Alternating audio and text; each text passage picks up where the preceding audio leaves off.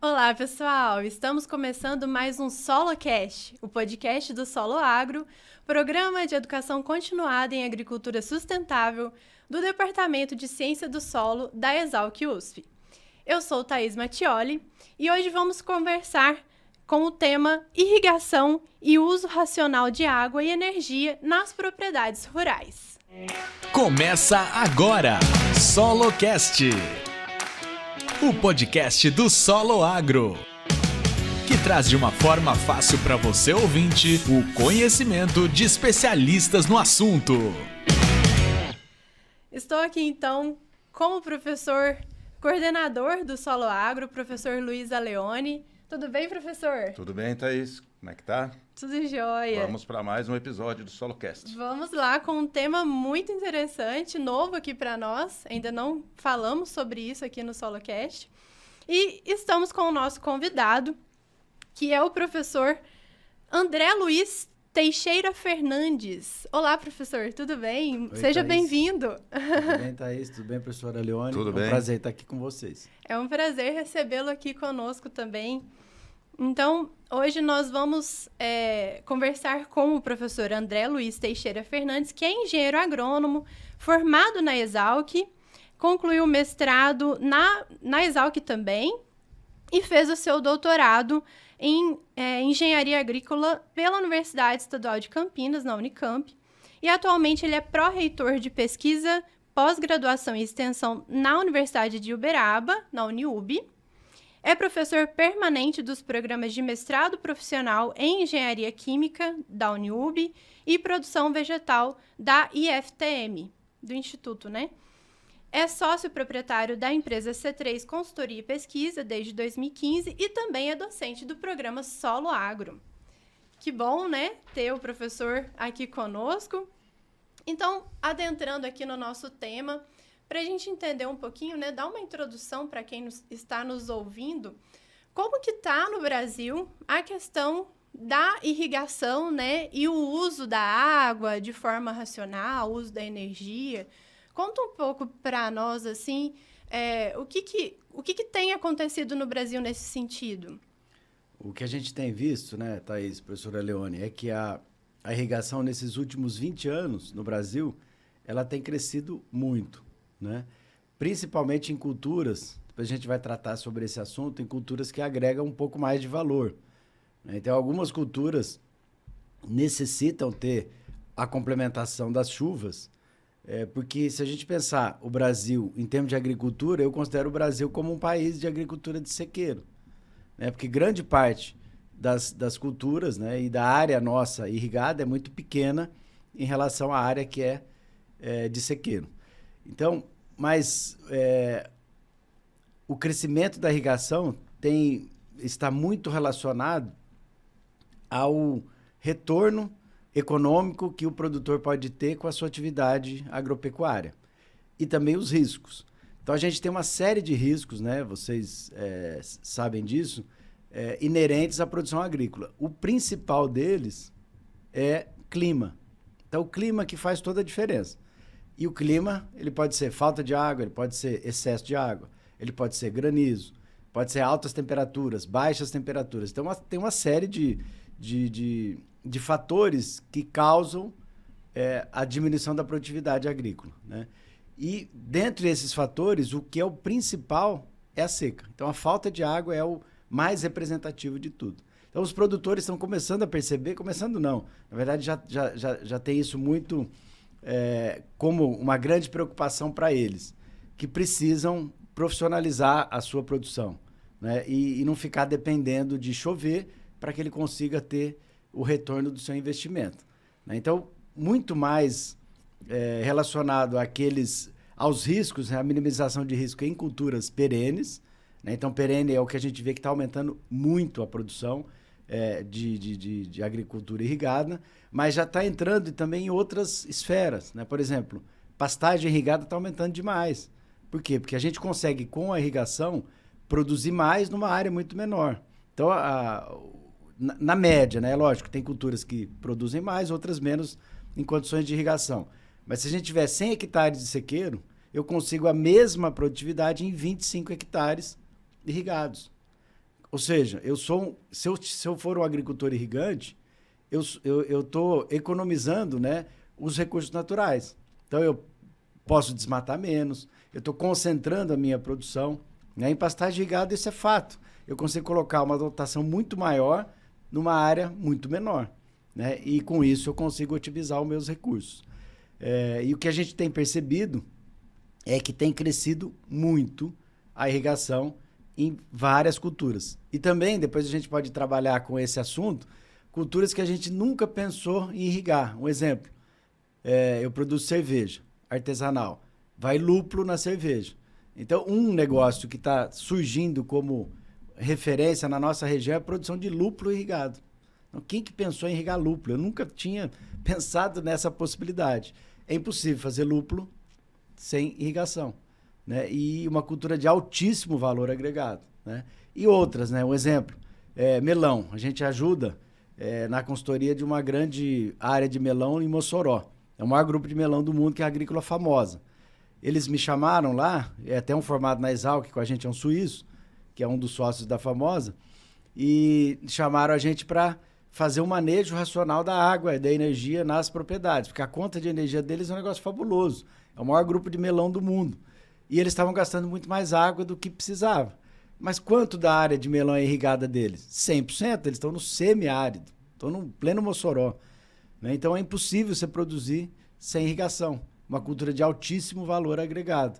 Né? Só que estava jogando, às vezes, 50% a mais de água do que precisava. E aí isso, Thaís, professora Leone, começa até a afetar os mercados, né? Porque esse melão deles, 85% vai para a Europa. E a Europa quer saber qual que é a quantidade de água gasta para produzir 1 quilo de melão. Aqui no Brasil ainda não tem isso. Só que isso já está sendo preocupação deles lá.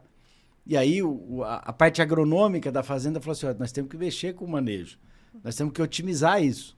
Né? Tudo, 95% das nutrientes vão via fertigação para o melão. Né? A água super salina era um desafio para mim. Eu não estou acostumado com isso na minha região. Solo de 95% de areia e água com salinidade 10. A nossa tem meio. Quer dizer, é uma realidade completamente diferente, mas a irrigação faz toda a diferença. E a gente conseguiu, já estamos no 8º ciclo, reduzir 40% a água. Então, você reduz 40% a água, reduz 40% a energia, sem prejuízo à produção nem à qualidade. E também você diminui fungo de solo, porque você não está encharcando o perfil radicular. Então, tem uma série de benefícios, né, que a irrigação pode fazer, desde que ela seja feita de forma correta.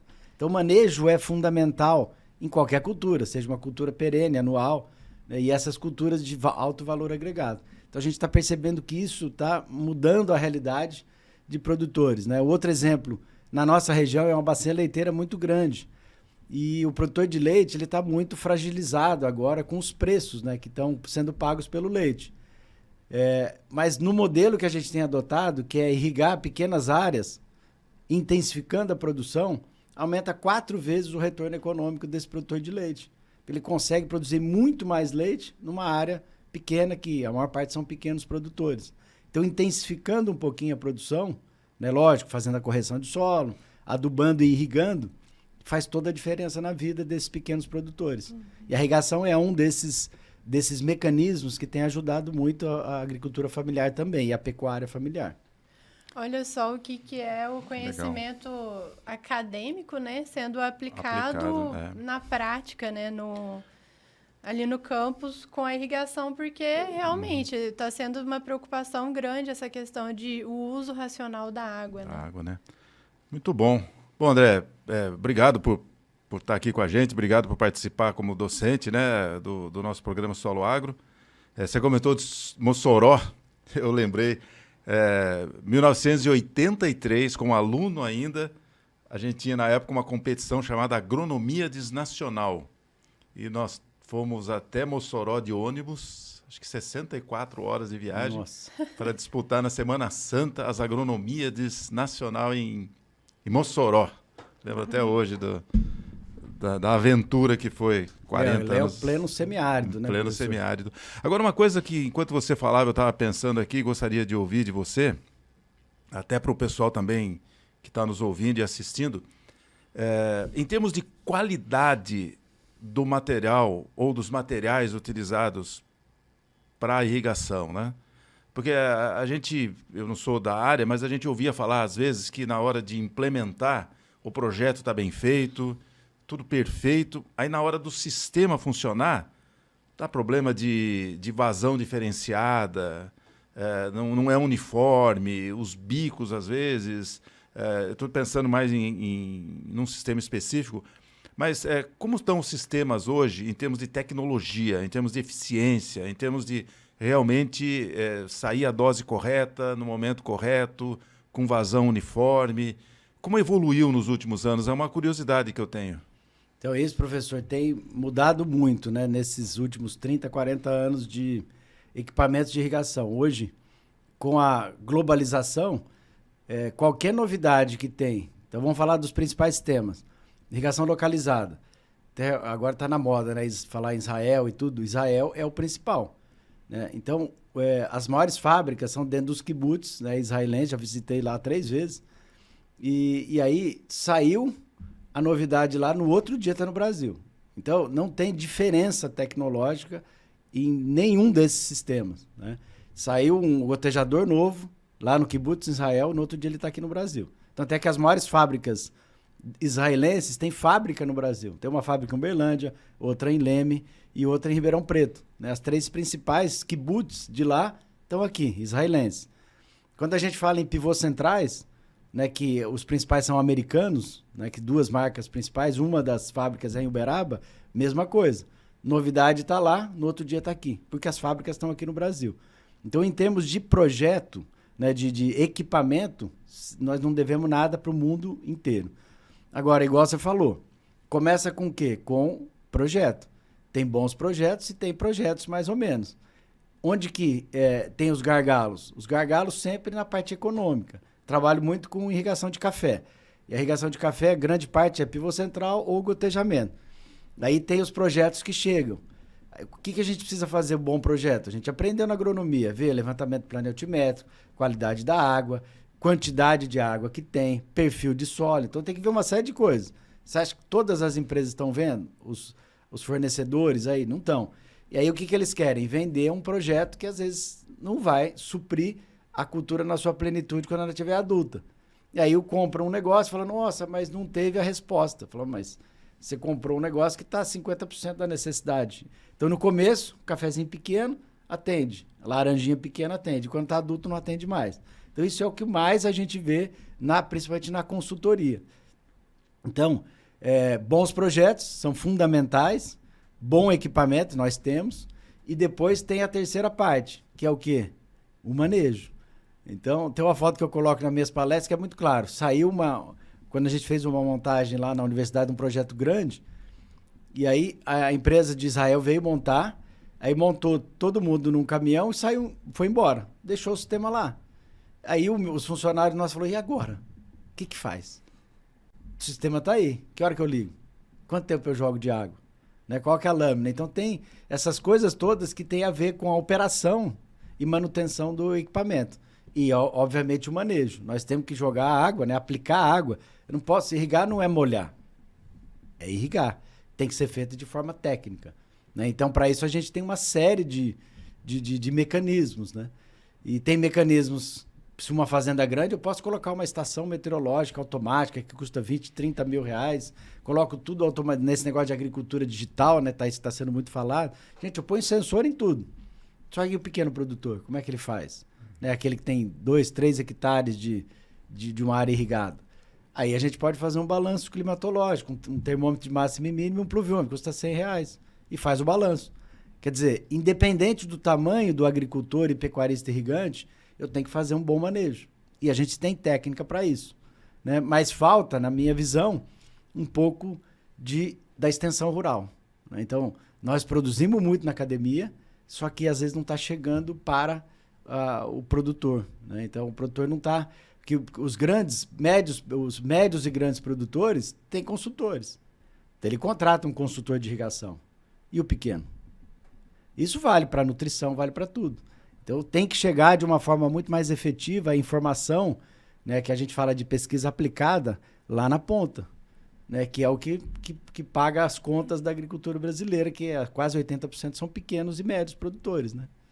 Exatamente. E você tocou num ponto aí dos fatores que afetam o sucesso, né? E o que você tem visto em termos de qualidade da água, né?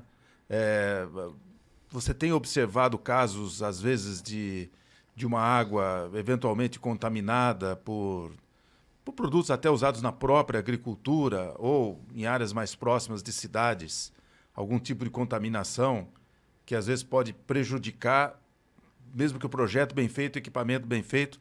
Como é que você tem visto a sua experiência em relação à qualidade da água utilizada hoje em irrigação? Isso, professor, é uma preocupação grande também que a gente tem, principalmente dependendo da cultura que a gente vai trabalhar. Eu lembro um trabalho que eu fiz no doutorado na Unicamp com o Roberto Esteslav, que a gente avaliou na região de Campinas a qualidade da água para os produtores de hortaliça ali no entorno. Né, que é muito pequeno produtor que produz lá alface, produz beterraba, produz tudo ali para abastecer Campinas, que são quase 2 milhões de habitantes. 85% da água estava contaminada com coliformes fecais. 85%. Imagina, estou fazendo alface, que é para consumir crua, e estou jogando uma água contaminada em cima. Mas depois eu vou lavar? Será que todo mundo lava da forma como deveria?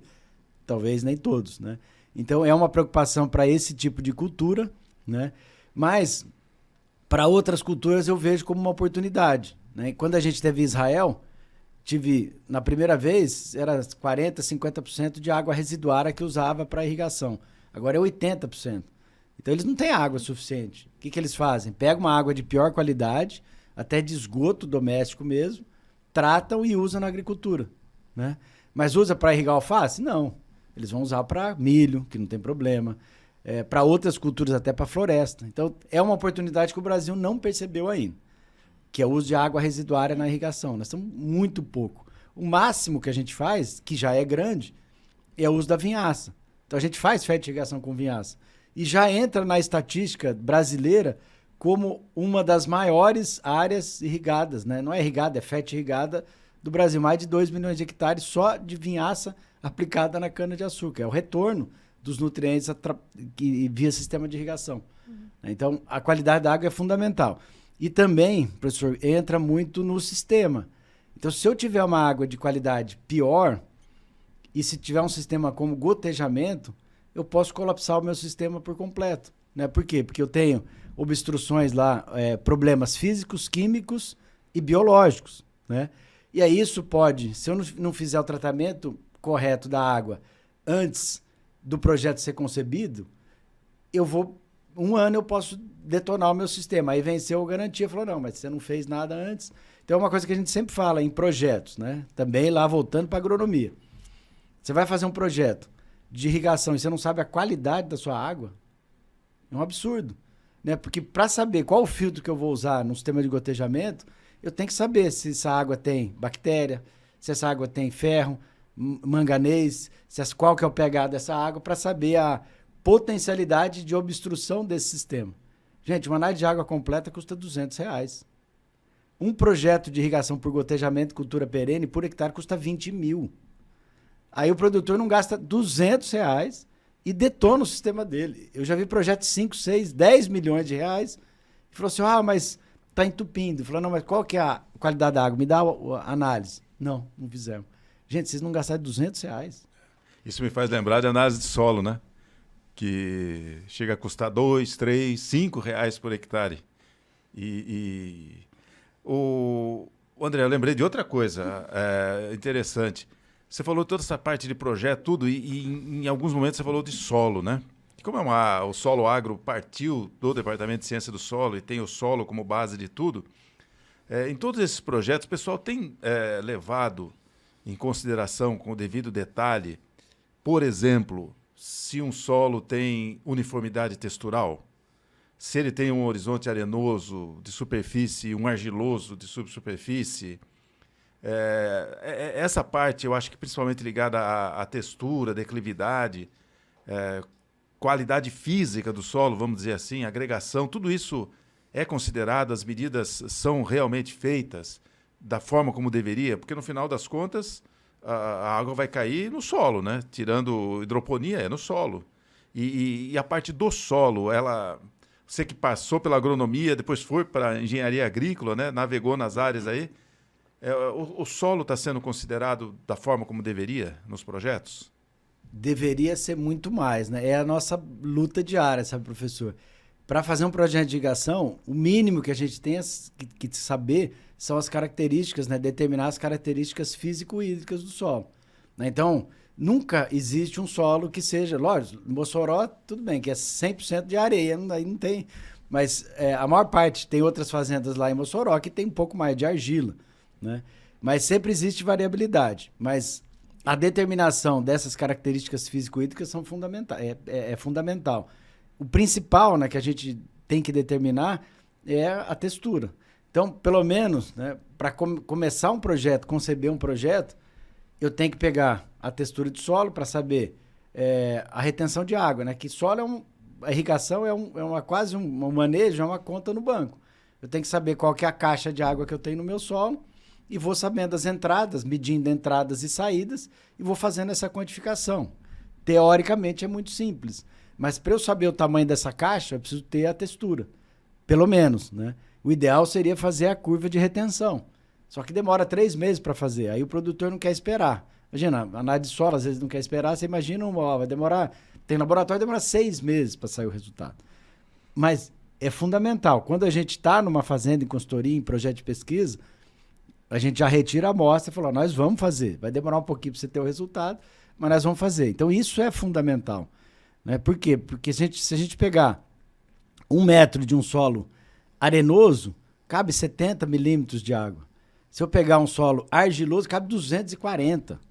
Quer dizer, é uma diferença brutal. Não tem como eu manejar solos com texturas diferentes da mesma forma. Eu tenho que ter essa informação. Né?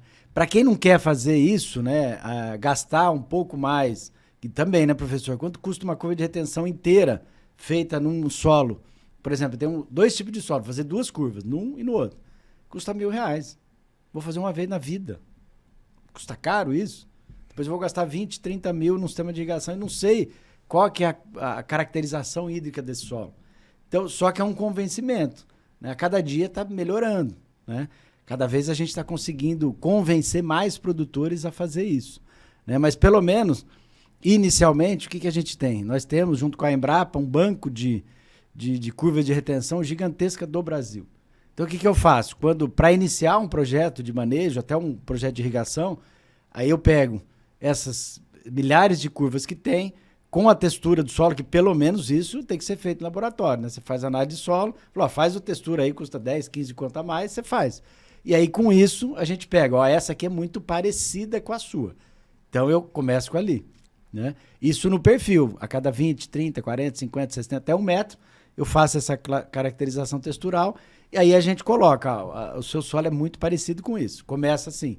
Depois a gente retira a amostra de solo e faz e consegue colocar nas planilhas de manejo a situação específica do campo. Né? Mas, concordo, professor, é fundamental que a gente que tenha essas informações. Né? No passado era muito mais complicado. Agora a gente já tem conseguido convencer um pouco mais os produtores, né? Talvez porque os sistemas de irrigação estão ficando cada vez mais, não mais caros, né? Tudo aumenta, né? Aumenta ferro, aumenta PVC, e aí a gente tem percebido. Aí eu mostro para eles, você vai gastar tantos mil por hectare. Gasta um pouquinho, quase nada, que vai fazer toda a diferença no seu dia a dia, né? No seu operacional do sistema de irrigação que você tem, né? Então isso é fundamental. Muito legal. Professor, voltando um pouco para a questão, né, do uso racional da água e a questão da energia, né, que é aqui o começo da nossa conversa, né, o nosso tema aqui. Mas eu fiquei pensando na questão de o consumo da água, né? Se o consumo da água é muito em relação a outras frentes que tem na agricultura ou em outras áreas, né, no país, no mundo, enfim. E se é possível que a irrigação ela seja sustentável, porque, como você falou no início, a Europa, para comprar o melão lá de Mossoró, eles perguntam quanto de água está sendo utilizado para a produção de 1 quilo de melão. E aí, como que é? O que a gente vai falar em relação à irrigação? É importante para o nosso país, né? É importante que as pessoas, que os produtores utilizem realmente, invistam nisso. Mas e o uso racional, né? O consumo de água, esse consumo ele tá como? E se é possível que a gente fale que essa área pode ser sustentável? É sustentável? Fiquei nessa dúvida agora. Então, isso é o que a gente chama de fatos e mitos da agricultura irrigada no Brasil e no mundo, né? Isso eu considero como um mito, né? Por que é um mito? Então, primeiro, se a gente pensar, que eu falei no começo, que a agricultura brasileira é de sequeiro. O que é sequeiro? 92% da área é sequeiro, 8% é irrigado. Então, lembrar dessa percentagem, 8% de área irrigada. Vamos comparar com outros lugares. Paquistão, 85% irrigado. Paquistão. Israel, 100%. Bem que é menorzinho. China, Índia, gente, irriga muito mais que o Brasil. A China irriga 60 milhões de hectares. O Brasil irriga 8 milhões. A Índia irriga 50 milhões de hectares. Os países irrigam muito mais do que o Brasil. Então, esse é o primeiro ponto. Aí, esses 8%, será que gastam o que está sendo colocado nos livros, né? Quando a gente pega até o livro da minha filha de 15 anos, tá lá, agricultura irrigada está gastando 65% da água. Gente, mas como é que conta que é essa? 65% se a gente irriga só 8%. Né? E aí, como que funciona a irrigação, né, dentro de uma planta, né? A água dentro de uma planta. Né? Vocês fizeram agronomia, só para lembrar. Né? A água, ela passa pela planta. E aí, ela passando pela planta, ela volta, 98% da água que passa, ela transpira, 98%. Tem o estudo da Embrapa para a cultura do milho que eu uso muito para meus alunos. Então, de 100 litros, 98 litros volta. E aí, parte fica no tecido do milho. 1,8% fica no tecido. E 0,2% usa na fotossíntese. 0,2%. Só que o que acontece com essa planta de milho depois que colhe o milho? Principalmente no manejo nosso agora, você corta, volta. Ou seja, quantitativamente, volta tudo para a atmosfera, para o ciclo hidrológico. Eu não estou gastando. É o que a gente chama de uso consultivo. Eu estou retirando a água e essa água está sendo devolvida. Talvez não para a região onde eu tirei. Isso é fato. Pode cair em outra bacia na forma de chuva e outra bacia hidrográfica. Mas está voltando. Então, essa é a parte quantitativa. E qualitativa? Aí entra a fertigação. Então, eu pego a fertigação lá de Israel. Pego o esgoto doméstico, mistura na água e aplica numa planta de milho. Essa planta de milho vai absorver os nutrientes e vai transpirar. O que essa planta de milho transpira? A água pura. Não transpira esgoto doméstico. Então, é uma forma também de purificar a água. A água residuária de suinocultura, a vinhaça que eu estou aplicando, está retornando pura para o ciclo hidrológico. Então, eu até fiz uma cartilha junto com a CAPES e com a ANA, Agência Nacional de Águas, a gente fez uma cartilha de uso da água nas propriedades agrícolas. Que eu troquei, para vocês terem uma ideia, eu troquei a apostila da minha filha. Falei, filha, você está aprendendo coisa americana, europeia, que quer detonar a nossa agricultura. Nós temos que falar o correto, né? Então, Thaís, isso é uma coisa que cada um de nós que trabalhamos com agricultura, a gente tem que colocar essa bandeira. Nós não somos vilões, né? Não adianta o Leonardo DiCaprio, Greta Thunberg falar que nós estamos detonando. Quem detona é a Europa, que tem 0,3% de mata nativa. Nós temos 66%. E aí eu tenho que defender a minha área, que é agricultura irrigada e pecuária irrigada. Então, não sei se deu para explicar. Sim, em termos quantitativos e qualitativos. Não, com certeza. Então, lógico que a gente está retirando essa água dos rios. Mas o sistema nosso, né, que é uma lei 9733, que é uma lei das águas, né, da Agência Nacional de Águas, fala o seguinte, que ela tem um Plano Nacional de Recursos Hídricos. E esse manejo de água é copiado da França, que é através de bacias hidrográficas. Então, quem manda em tudo é a bacia hidrográfica. Eu não posso considerar um afluente separado. Esse afluente está dentro de uma bacia. Então, esse monitoramento tem que ser feito dentro da bacia. Tem regiões, um exemplo lá, Araguari, que a gente trabalha muito com café. Muito água puxada de poço. Já não pode mais furar poço. É muito poço. Então, proibiu furar poço novo, né? Aí é o manejo de cada região. Aí, ó, eu quero furar um. Fala, não, mas agora não dá, você vai ter que buscar outra fonte de água. Então, isso que é importante.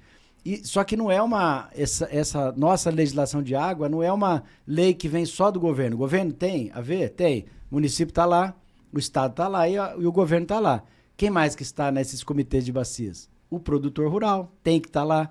A dona de casa está lá. A mineradora está lá. Todo mundo está lá. É uma plenária, é um consenso que tem para que as pessoas definam se vai usar a água ou não, que é a tal de outorga.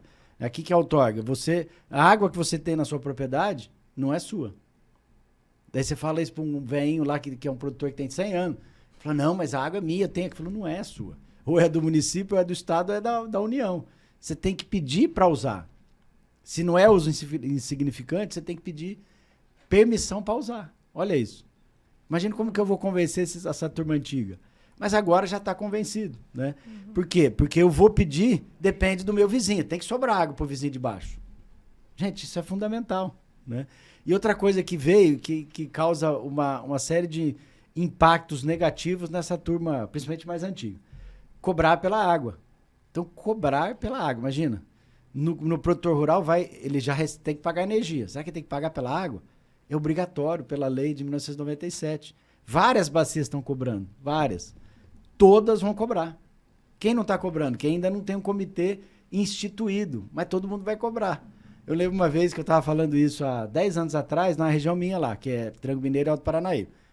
E aí eu falei, pessoal, do café, vai ser cobrado o uso da água, viu? Gente, eles me destruíram nas perguntas. André, você está colocando um imposto? Falou, eu estou colocando imposto? Quem está colocando imposto é a lei, é uma lei federal, né? E aí, 2 anos depois dessa palestra, começaram a cobrar pela água. Só que o custo ainda é muito pequeno, perto do que ele gasta de energia, né? Então, um exemplo, né?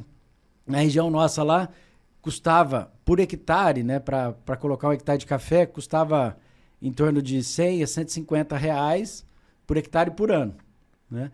Só que o custo de produção de café é 30 mil.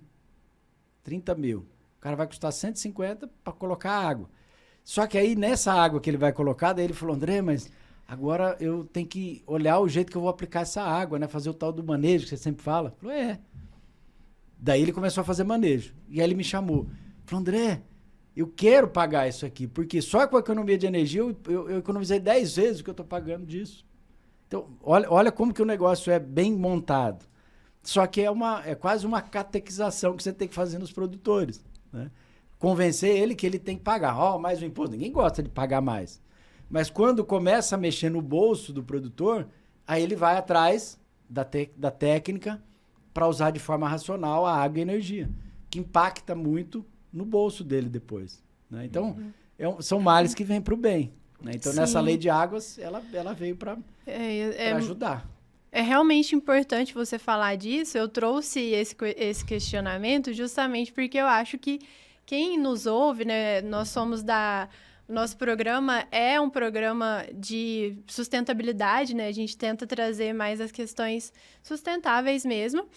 E isso pode ser um questionamento de quem nos ouve, né? De quem nos assiste, porque, nossa, então vai usar irrigado, e aí como que tá sendo isso, né? Como que é o consumo de água? Mas eu acho que você esclareceu muito, né, pra gente, eu acredito, né, que, né, professor, acho que sem dúvida. Foi bastante esclarecido bem isso para nós aqui. E é interessante porque dentro ainda dessa linha de sustentabilidade, é um tema que você tem trabalhado bastante, que eu acho que seria legal a gente abordar aqui também nesse nosso bate-papo, é a questão de incorporar nutrientes na água, né? Que é a famosa fertirrigação. Como é que está a situação? Você tem trabalhado com isso, né, André? Que culturas, que nutriente, o quanto que dá para otimizar a adubação via fertirrigação? Como é que está o panorama hoje que você tem acompanhado aí ultimamente? Então, a fertirrigação é uma das técnicas que a gente pode utilizar na irrigação, que é o que a gente chama de quimigação. Então, quimigação é aplicar qualquer produto químico ou biológico ou orgânico via sistema de irrigação. Então, quando eu tenho um sistema de irrigação com eficiência, isso é a primeira coisa. Então, eu tenho que ter uma certeza que o meu sistema de irrigação está aplicando água de forma uniforme. Isso é fundamental. E a gente tem como medir isso. Existem sistemas mais eficientes, outros menos eficientes. Um exemplo, se a gente pegar a irrigação de arroz lá no Rio Grande do Sul, é por inundação, grande parte. Quase 1.200.000 hectares que é de inundação. Você coloca 10 centímetros de água em cima da planta de arroz. Né? E aí, a eficiência disso chega a 60%, 70%. Como é que você vai jogar um produto de alto valor agregado com uma eficiência tão baixa dessa? E quando a gente tem, na outro extremo, gotejamento, né, que é o de Israel, ou um pivô central com emissores localizados altamente eficientes, chega a 98% de eficiência. Dá uma olhada. De 60% para 98%. Qual que eu tenho mais segurança para fazer aplicação de produto? No que tem mais eficiência. E para isso eu preciso garantir isso no campo. Então é a técnica de quem trabalha com irrigação de avaliar esse sistema. Eu chego lá na fazenda, vou colocar os coletores, medir pressão, medir tudo e falo para o produtor, ó, o diagnóstico do seu sistema é esse. Dá para você usar. Então não adianta também a gente recomendar se eu não tenho confiança no sistema, né? E aí, se eu tenho um sistema de alta eficiência igual o gotejamento ou pivô central, é impensável não aplicar produtos via água de irrigação. Que daí eu vou estar comprando uma Ferrari para não usar o ar-condicionado dela e nem a direção hidráulica dela, ando com os vidros abertos. Né? Então é um sistema que tem um custo de implantação mais alto, aí eu tenho que pensar em jogar absolutamente tudo via água de irrigação. A gente faz isso muito em café, em melão, praticamente tudo se faz via fértil. Né? Então, um exemplo em café. Até calcário eu consigo jogar via pivô central. Até calcário, lógico, não o calcário convencional. Tem fontes, né, de você reduzir pH que você coloca na água. Eu consigo jogar inseticida, consigo jogar fungicida via pivô, consigo jogar todos os macro e micronutrientes via pivô central. E aí o que acontece? Pensando na sustentabilidade. Numa área de café, por ano, chega a passar 42 vezes um trator na mesma linha. Pensa isso. 42, um trator de 1 tonelada passando. O que vai acontecer com isso? Muito mais compactação, avaria na planta que ele está passando lá direto. E se eu não usar o trator para adubar? Uso o sistema. Gente, o sistema está lá embaixo, o gotejo, o pivô. Então fica muito mais fácil eu otimizar as minhas operações. Né? Então, mão de obra está cada vez mais difícil no campo. Cada vez mais difícil. O que eu conseguir fazer de forma automatizada, muito melhor. Então, vocês imaginam, eu tenho um sistema com 98% de eficiência e quero fazer uma aplicação de um inseticida lá que eu jogo 1 quilo por hectare. Gente, eu misturo isso num tanque e aplico em 100 hectares em uma volta do pivô, em 8 horas, 9 horas. O trator vai demorar 2, 3 dias para fazer. E com possibilidade de contaminação desse aplicador, que nem todo aplicador usa o EPI. Então, vocês entenderam que o ideal é isso. Agora, tem sido feito na prática? Não. Então, alguns elementos têm sido aplicados muito mais do que outros. Vamos pensar em FERT. Então, se a gente pensar em FERT, em quimigação, herbigação e tudo, FERT é o que mais faz. Aplicação de fertilizante. Alguns elementos só, principalmente de nitrogênio e potássio, é o que usa. Né? Fósforo um pouco menos, um MAP purificado, mas usa fontes também que não são as ideais. Então, ureia, usa muito ureia. Por que usa muito ureia? É mais barato. Né? E é super solúvel. Só que o que acontece ao longo do tempo, se jogar ureia numa cultura perene igual café, que é 20 anos jogando ureia, vai acidificar o bulbo. Muito você está perdendo, porque ela tem uma perda muito grande desse elemento. Então a gente já tem vários estudos que você precisa alternar as fontes. Tem fontes muito mais eficientes para ser aplicadas em fertigação. Só que, de novo, é uma catequização, mostrar para o produtor, ó, você vai gastar R$1.000 a R$2.000 a mais por tonelada. Só que isso faz a diferença na sustentabilidade do seu sistema produtivo. Né? Porque quando a gente pensa em irrigação por gotejamento, você irriga parte só da raiz das plantas. E aí, se você detonar aquela região de bulbo irrigado que a gente fala, salinizar e acidificar, gente, é muito difícil de consertar depois. E o produtor não pensa nisso. Ele pensa no imediato. Não, a ureia custa muito mais barato o ponto de N. Sempre se fala isso.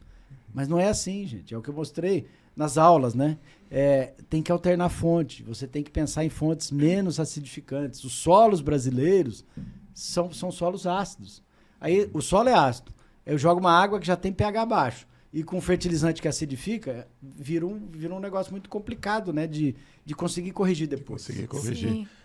Como o André comentou de aula, né? Thaís, já ia falar isso aqui agora. Você poderia dar um toque, porque nós estamos batendo papo, mas tudo isso o André aborda em 4 horas do nosso curso, né? Exatamente. O professor André Luiz, ele é professor dos nossos cursos do Solo Agro, né? De fertirrigação, que é o tema que ele acabou de falar aqui no final, né? Falou que deu na aula. Então, assim, quem está assistindo não é nosso aluno, acessa o nosso site www.soloagro.com.br e quem sabe você se torna um de nossos alunos, né? Que está lá aprendendo com o professor André Luiz. O nosso papo tá muito interessante, mas a gente vai entrar agora no lado mais pessoal, né? Do professor André Luiz, que é descobrir um pouco, ele falou anteriormente, não sei se vocês perceberam, ele deu ali um spoiler já de que ele ele é produtor de cerveja, né? Ele produz cerveja artesanal. A gente vai descobrir isso agora no nosso quadro, o Porteira Aberta. Porteira Aberta.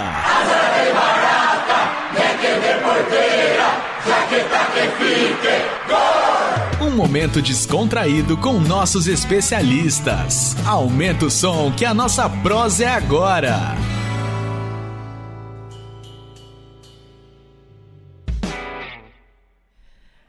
Conta pra gente um pouquinho então, professor. O que é isso aí? Você está fazendo a produção de cerveja artesanal.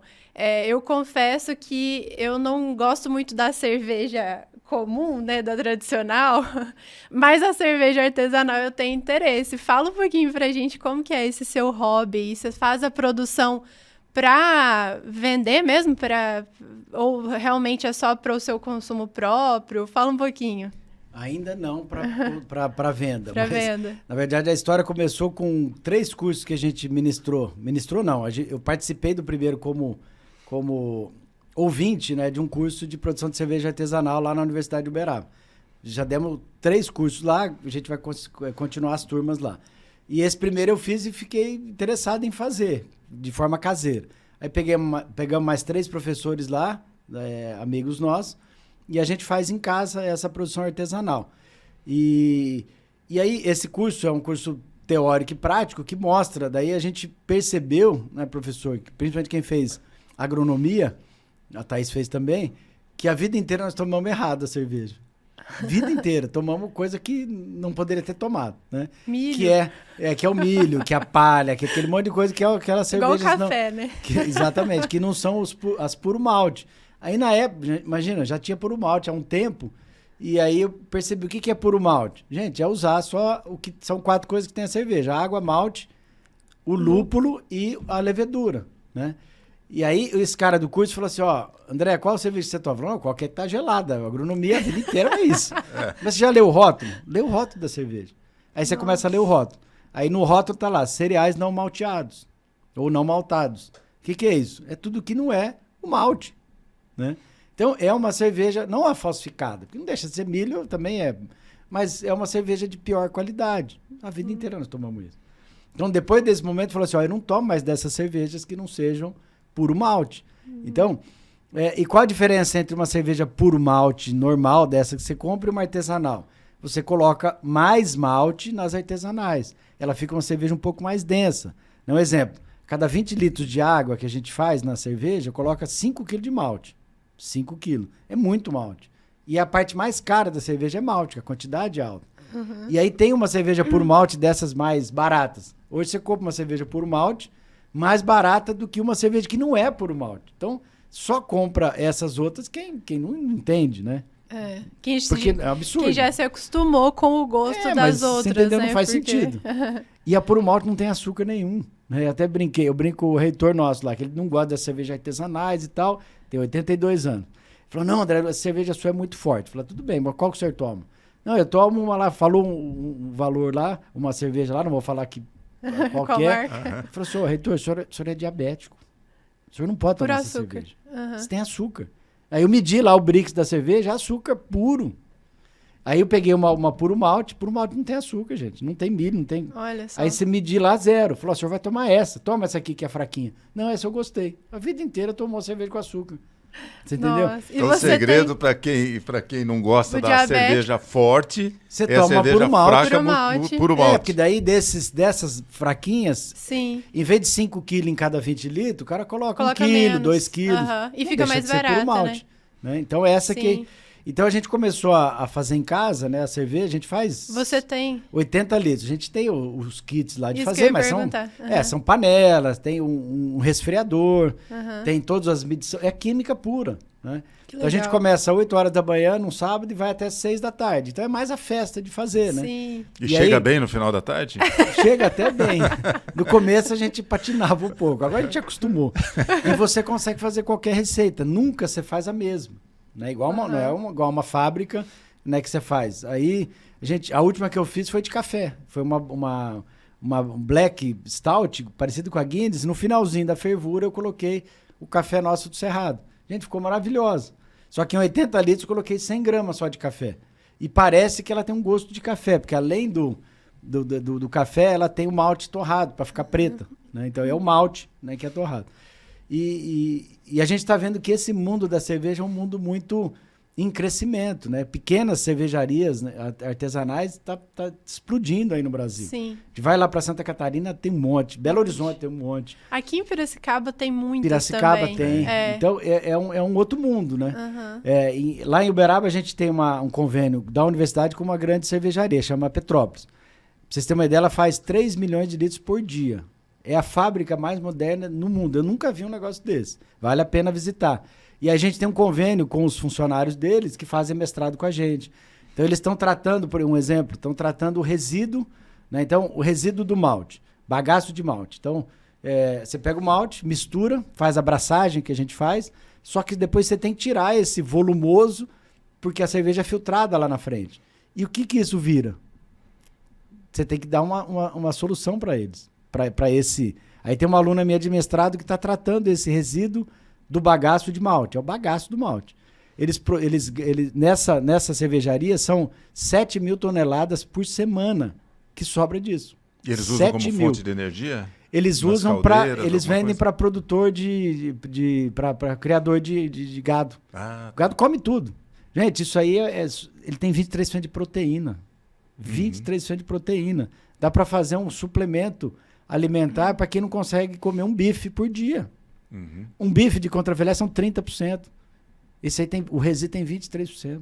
Então esse trabalho nosso é para fazer uma ração e agregar valor para o resíduo. Eles estão vendendo, para vocês terem uma ideia, por R$50 a tonelada para o produtor lá de gado.